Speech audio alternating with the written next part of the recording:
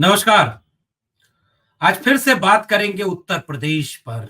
उस प्रदेश पर जो राजनीतिक लिहाज से पूरे देश की राजनीति पर ठीक-ठाक असर डालने की क्षमता रखता है। उस प्रदेश पर जो दोनों धड़ों के लिए एक सियासी ज़मीन बन चुका है, केंद्रीय ज़मीन बन चुका है। उस प्रदेश पर जिसको लेकर के भारतीय जनता पार्टी भी बहुत सजग है। वो चाहती है कि जिस प्रदेश के अयोध्या, राम मंदिर, काशी, मथुरा जो बीजेपी की राजनीति का केंद्रीय कोर है, वह भी उत्तर प्रदेश में है और दूसरी तरफ विपक्षी दलों की सबसे बड़ी उम्मीद उत्तर प्रदेश है। उत्तर प्रदेश की 80 सीटें जिसको लेकर के बीजेपी की रणनीति यह है कि मंदिर बनाने के बाद 80 के 80 क्यों न जीत जाए, ताकि बार-बार जो नरेंद्र मोदी 2047 का ख्वाब दिखा रहे हैं, उसको हकीकत में तब्दील करते हुए कहें कि अब तो हम कहीं नहीं जाने वाले। इसलिए वो जरूरत पड़ती है तो जयंत चौधरी के गठबंधन को भी तोड़ लेते हैं। जरूरत पड़ती है तो कई ओबीसी दलित नेताओं को भी इस तरह से उकसाते हैं ताकि वो विपक्षी दलों के गठबंधन से दूर हो जाए। और वहीं विपक्षी दलों ने भी अपनी तमाम बाधाओं और मुश्किलों को पार करते हुए इंडिया गठबंधन कर लिया और कल उसका औपचारिक ऐलान भी हो गया। तो क्या है इंडिया गठबंधन की रणनीति और क्या है बीजेपी की रणनीति? इन दोनों की काट कहां है और क्या वजह है कि जयंत चौधरी जब ये देख रहे होंगे कि 17 सीटें कांग्रेस को मिल गईं, 63 सीटें समाजवादी पार्टी को मिल गईं और अब समाजवादी पार्टी अपने बाकी दलों के साथ बैठकर उन्हें एडजस्ट करने की रणनीति में शुरू हो गई होगी। जयंत चौधरी सोच रहे होंगे कि हमें कितने मिले, क्या मिला। आज जयंत चौधरी जब ये सब देख रहे होंगे तो उनका दिल क्या कर रहा होगा। आज पूरी वीडियो में इन सारे पहलुओं पर बात करेंगे और बात ये भी करेंगे कि बीजेपी की रणनीति क्या है उत्तर प्रदेश को लेकर के, विपक्षी दलों की रणनीति क्या होगी उत्तर प्रदेश को लेकर के, और अगर इसी दिशा में चुनाव हुआ तो उसके परिणाम क्या हो सकते हैं। स्वागत है आप सबका 4 PM न्यूज नेटवर्क पर। मैं हूं डॉक्टर लक्ष्मण यादव। आज बात यहीं से शुरू करते हैं कि एक बात है कि दुश्मनी जमकर करो, लेकिन ये गुंजाइश रहे जब कभी हम दोस्त हो जाएं तो शर्मिंदा न हो। भारतीय राजनीति में बशीर बद्र का ये शेर शायद गंभीरता से नहीं लिया जाता, लेकिन इसकी दूसरी लाइन को बहुत गंभीरता से लिया जाता है। और वो दूसरी लाइन ये कहती है कि दुश्मनी कितनी भी करो, लेकिन जब हम दोस्त होते हैं तो उसके लिए हम कोई भी दिक्कत, कोई भी परेशानी नहीं देखते और दोस्त होना होता है तो हो जाते हैं, भले ही कितनी भी दुश्मनी रही हो। आज बात शुरू करते हैं जयंत चौधरी से, क्योंकि इंडिया गठबंधन होने के बाद जो एक शख्स जो इस गठबंधन के कोर में हुआ करते थे, बिना उन पर बात किए ये बातचीत अधूरी रह जाएगी। जयंत चौधरी, जिन्होंने पहले के दिनों में भी ये कोशिश हो रही थी कि जयंत चौधरी क्या करने वाले हैं, जयंत चौधरी किस दिशा में जाने वाले हैं, और इसको लेकर के लगातार एक कयास हो रहा था। कभी खीर और दूध का प्रतीक आ जा रहा था तो कभी चवन्नी का, लेकिन जयंत चौधरी ने अपना दिल हार दिया और एनडीए में शामिल हो गए।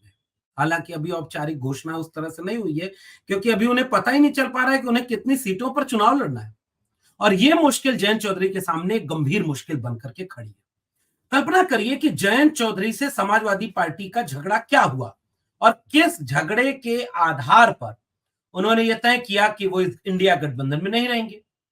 अभी तक उन्होंने खुलकर कुछ बोला नहीं है, लेकिन जितना इशारों में बोला है उससे यह दिख रहा था कि कई सीटें लोकसभा चुनाव में जयंत चौधरी खुद चाहते थे और सपा उन सीटों को नहीं दे रही थी। असली झगड़ा तो यह था। और क्या यह झगड़ा कांग्रेस और सपा के बीच नहीं हुआ? क्या यह झगड़ा पल्लवी पटेल की पार्टी अपना दल कमेरावादी और सपा के बीच नहीं हो रहा है? क्या यह झगड़ा आम आदमी पार्टी और कांग्रेस के बीच दिल्ली और पंजाब में नहीं हो रहा? यानी ये झगड़ा बहुत सहज और स्वाभाविक झगड़ा है। ये मतभेद बेहद सहज और स्वाभाविक है। लेकिन इस मतभेद के बाद दो रास्ते राजनीतिक दलों के सामने निकलते हैं। अगर आप सामने से बात कर रहे हैं कि उन्होंने बहाना क्या बनाया, तो मैं अभी उसका विश्लेषण कर रहा हूं। पर्दे के पीछे क्या क्या खेल था, छोड़ देते हैं थोड़ी देर के लिए उसको।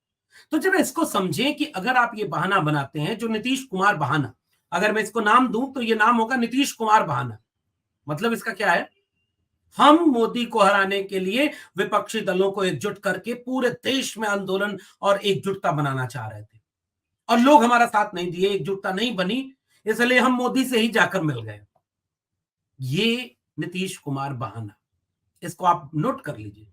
तो नीतीश कुमार बहाना कितने लोग बना रहे हैं? उनमें से शायद एक जयंत चौधरी भी नहीं है। मैं बार बार कह रहा हूं कि जयंत चौधरी एक उभरते हुए युवा नेता है। उनकी अपनी पार्टी पर पकड़ है, बेहद संवेदनशील है, और जिस तरीके से मैं तारीफ करता हूं नीतीश कुमार की, उसी तरीके से मैं तारीफ करूंगा जयंत चौधरी की। आप नीतीश कुमार के बयान ले लीजिए या जयंत चौधरी के बयान ले लीजिए, एक भी जगह आपको नफरत नहीं दिखेगी। और आज की तारीख में अगर किसी नेता में नफरत न दिखे तो ये कोई सामान्य बात नहीं है, ये बड़ी बात है। अब शिकायत केवल ये होगी कि जिसके दिल में नफरत नहीं थी, मोहब्बत की पैरोकारी करते करते वो नफरती लोगों के साथ कैसे खड़ा हो गया। इसकी शिकायत और इसकी आलोचना एक नागरिक के तौर पर भी हम सवाल के तौर पर इन नेताओं से करते रहेंगे। अब इस बात के नीतीश कुमार बहाना पर आए, तो जयंत चौधरी ने कहा कि भाई आप 7 सीटें दे रहे थे और कह रहे थे कि 4 पर हमारा कैंडिडेट रहेगा और 3 पर आरएलडी का कैंडिडेट रहेगा। आपके लोग दबाव डालते हैं, आप इससे नाराज होते हैं और आप चले जाते हैं एनडीए में शामिल हो जाते हैं। अब जरा इसका जवाब कौन देगा कि अगर आप एनडीए में शामिल हो गए तो आपको कितनी सीटें मिली, आपको क्या मिला, किस वजह से आप एनडीए में शामिल हो गए? केवल इस झगड़े से नहीं, ये झगड़ा तो कांग्रेस और सपा के बीच ठीक ठाक लेवल तक उत्तर प्रदेश में था। दोनों ने उस झगड़े से पार पाया ना, लगातार संवाद करते रहे, अपनी नाराजगियों को जाहिर करते रहे, अपनी शर्तों को सामने रखते रहे, बातचीत करते रहे। टूटते टूटते, या इसे यूं कहें कि सत्ताधारी दल की साजिशों के तोड़े जाने की हद तक जाने के बावजूद ये गठबंधन कामयाब हो गया। फिलहाल इसकी घोषणा हो चुकी है। जैन जी, आप अगर इस चीज को देख रहे होंगे तो आपको क्या नहीं महसूस होगा कि 7 सीटों में से 4 सपा अपना कैंडिडेट दे रही थी, 3 आरएलडी की दे रही थी, तो हमें सपा से लड़ना था। जीतने का ये हुनर भी आजमाना चाहिए। जंग अगर भाई से हो तो हार जाना चाहिए। मैं बार बार इस शेर को कहता हूं, पर यह सामान्य बात नहीं है। आप अपने भाई से लड़ रहे थे, आप लड़ते अखिलेश यादव से, आप अपनी दावेदारी को पुख्ता तरीके से रखते, आप कहते कि नहीं 3 नहीं 5 हमारे कैंडिडेट होंगे, दबाव डालते, उनकी शर्तों को पूरा करते कि ये 5 सीटें हैं और इन 5 सीटों में इस समीकरण के मुताबिक ये चुनाव हम जीतेंगे और हमारे अमुक प्रत्याशी होंगे, इसलिए ये 5 सीटें हमें दीजिए। हमें उम्मीद है कि 5 मिल जाती या 4 तो मिल ही जाती, या 5 भी मिल सकती थी, जब ये लगने लगता कि नहीं नहीं भाई है हमारा, जयंत भाई है। पश्चिमी उत्तर प्रदेश की वो जोड़ी जयंत चौधरी जी, आपको याद होगा, आरएलडी आई रे, समाजवादी आई रे, कितना माहौल बना था, लेकिन वोट नहीं मिला। विश्लेषण तो आपने भी किया होगा ना जैन जी। क्या वो आरोप सही क्या है कि आपका वोटर ही आपके साथ नहीं था? वो स्वाभाविक तौर पर बड़ी तादाद में ओबीसी की पहचान की बजाय धर्म की पहचान पर हावी होकर के जा रहा था। ये लेकिन नेता का फर्ज है कि किसान आंदोलन, चौधरी चरण सिंह की विरासत और तमाम चीजों पर अपने वोटर को शिफ्ट करना था कि भैया संविधान ही नहीं रहेगा तो धर्म का क्या करोगे। इसलिए ऐसी पार्टी को मत वोट दो जो संविधान बदलने की बात करती है, किसानों को मार रही है। जयंत चौधरी जी, तस्वीरें आप भी देख रहे होंगे, एक टर्बन पहने हुए पुलिस अधिकारी को जब सामने बीजेपी के नेताओं ने कहा कि ये खालिस्तानी है, तो जो चीख और गुस्सा उस पुलिस अधिकारी के जहन में था, आपने 2 लाइन ट्वीट किया ना कि ये कितना बुरा है, किसी की पहचान को देख करके उनको ये करने का कि वो सिख अगर है तो खालिस्तानी। जयंत जी आप उन्हीं के साथ चले गए। जयंत जी दिल लगता है आपका, जिस दिल को आपने हार दिया एक राज्यसभा सीट जो कि अखिलेश जी ने आपको पहले ही दे रखी थी। गठबंधन धर्म को निभाते हुए पिछली बार राज्यसभा सीट जयंत जी आप उस भाई भाई के रिश्ते से पाए थे। आप एक अच्छे नेता, मैं फिर से कह रहा हूं, अगर जयंत चौधरी जी आप अच्छे नेता नहीं होते तो उस सिख को खालिस्तानी कहने पर आपको दर्द नहीं होता। आपको दर्द हुआ क्योंकि आप नफरत के नेता नहीं हैं। आप किसान नेता हैं और किसान किसी से नफरत नहीं करता। किसान कमेरा कौम जो हाथ से श्रम करती है वो नफरती लोगों के साथ कैसे खड़ी हो सकती है? दर्द हुआ ना आपको जब सिखों को खालिस्तानी कहा जा रहा है? दर्द होता है ना आपको जब मुसलमानों को पाकिस्तानी कहा जाता है? दर्द होता है ना आपको जब किसान आंदोलन पर गोलियां चलाई जाती हैं? दर्द होता है ना आपको जब एक नौजवान किसान के मारे जाने की खबर आप तक पहुंचती होगी? और सीट नहीं मिली अभी तक कि किन सीटों पर कितना लड़ेंगे। चुनाव तो साहब आप पहले भी हारे थे, चुनाव फिर हार जाएंगे या जीत जाएंगे, मगर आंख से आंख मिलाकर कैसे रह पाएंगे कि नफरतियों का ऐसे कठिन और बुरे वक्त में आप साथ देने चले गए। चले भी आओ कि गुलों गुलों में रंग भरे, वादे नौबहार चले, चले भी आओ कि नफरत का कारोबार रुके। मैं अहमद फराज के शेर को थोड़ा बदल करके आपसे एक पैगाम देना चाहता हूं कि गुलों में रंग भरे, वादे नौबहार चले, चले भी आओ कि नफरत का कारोबार रुके। इसलिए मैं सोचता हूं कि इस समीकरण को आप देखेंगे, किसान आंदोलन को आप देख रहे होंगे, आपका मन नहीं मान रहा होगा, ये मुझे पता है। लेकिन आपके नेता जो चाहते हैं कि उत्तर प्रदेश में एक कैबिनेट मंत्री बन जाए, एक स्टेट मंत्री बन जाए, आपके नेता जिसमें से कोई एक चाहता होगा कि केंद्र में मंत्री बनेंगे तो मेरा नाम ना हो। आपके नेता जो चाहते होंगे कि राज्यसभा में जो सीट मिलने वाली है वो मेरी होगी, और आपके कार्यकर्ता चाहते होंगे कि ईडी और सीबीआई से बच जाए, केस मुकदमे जेल जाने से बच जाए, इसलिए आपको दबाव डाल करके एनडीए की तरफ ले गए। पूछिएगा जरा उन नेताओं से, इतिहास में जब इस दौर का मूल्यांकन होगा तो कितना, आप सोचो ना कि तेजस्वी यादव आंख में आंख डालकर जनता के बीच उतर गया। तेजस्वी यादव जैसे नेता शान से घूमते हैं साहब, वो आंख में आंख डाल के बोल लेते हैं। अखिलेश यादव जैसा नेता वो आंख में आंख डाल करके कहता है कि बाबा साहब डॉक्टर भीमराव अंबेडकर के संविधान को बचाने के लिए, डॉक्टर राम मनोहर लोहिया के समाजवाद को बचाने के लिए, पीडीए के 90% लोगों को उनका हक दिलाने के लिए आइए सब लोग एकजुट हो जाएं। अभी देर नहीं हो जैन जी, अगर आप तक मेरी ये बात पहुंचे तो मैं उम्मीद करूंगा कि आप इन बातों को सोचेंगे जरूर, क्योंकि मैं जानता हूं आप एक किसान कमेरा कौम का एक स्वाभाविक पक्ष रखते हैं। आपके अंदर दिल है जो नौजवानों और किसानों के लिए धड़कता है। नफरतियों के लिए अपने दिल को मत हारिए। देखिए कि उत्तर प्रदेश में राहुल गांधी जैसा एक नेता आंख में आंख डाल करके अपने नौजवानों से कह रहा है तुम बब्बर शेर हो, डरना नहीं है। 6800 शिक्षक भर्तियों के मामले को पोस्टर उठा करके कह रहा है कि ये बीजेपी बलात्कारियों की पार्टी है, ये नौजवानों को रोजगार नहीं दे रही। ये देखो पेपर लीक करवा रही है। जैन जी आप नहीं बोल पा रहे होंगे, जबकि मैं जानता हूं कि जैसे अखिलेश जी बोल रहे हैं, जैसे राहुल गांधी बोल रहे हैं, इससे ज्यादा तेवर के साथ आप बोलना चाहते हैं और आप चाहते हैं कि ये पक्ष रखा जाए। तो इस चीज को देखिए, और उत्तर प्रदेश में जो गठबंधन हुआ है, 17 सीटें कांग्रेस के पास है, 63 सीटें समाजवादी पार्टी के पास है। एक बात देखिए ना कि मैं बार बार इस गठबंधन को ये कह के देख रहा हूं कि ये गठबंधन सामान्य गठबंधन नहीं है, क्योंकि ये विचारों और ख्यालों का गठबंधन है, ये सपनों का गठबंधन है, और जितने लोगों के स्वप्न साझा हैं, जाति जनगणना, जाति जनगणना राहुल गांधी के भाषणों का कोर है।